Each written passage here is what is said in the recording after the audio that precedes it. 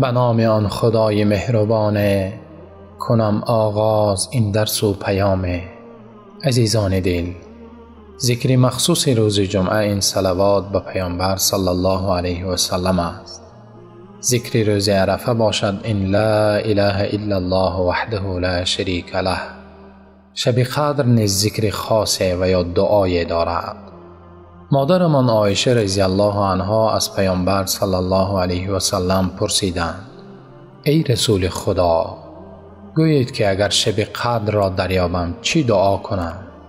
پیامبر صلی الله علیه و سلم گفتند: بگو اللهم انک عفو تحب العفو فاعف عنی.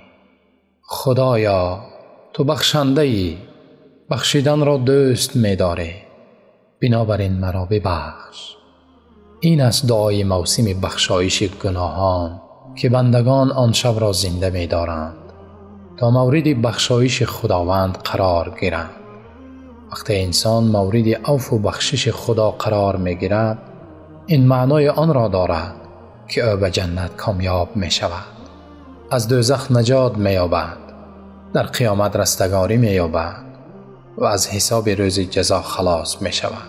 همه این چیزها، وارد شدن به بهشت، آزادی از آتش دوزخ و رستگاری در دو جهان، مراد هر یک مؤمن است.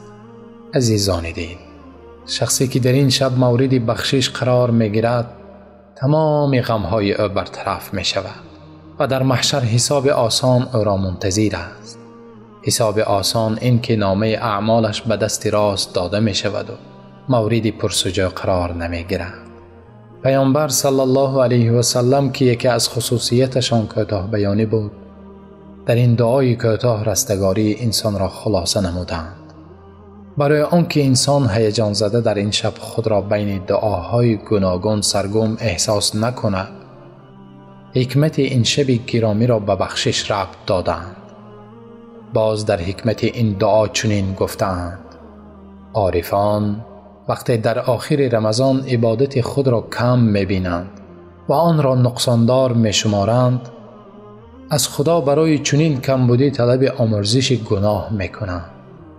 این دعا در دل بنده نهال امید را می‌کارد. بیانگر محتاجی بنده به الله است. گویا این شب بازار بزرگی را می‌ماند که کالای یگانه آن بخشش گناهان است و قیمت آن دعا و نیایش و بخشش طلبی است. خوشا به حال آنانی که قدر این موسم دانستند. فروشنده سخاوتمند است که سخاوتش حد و کنار نشناسد. کنی آن خریداری که قدر این سخاوت شناسد.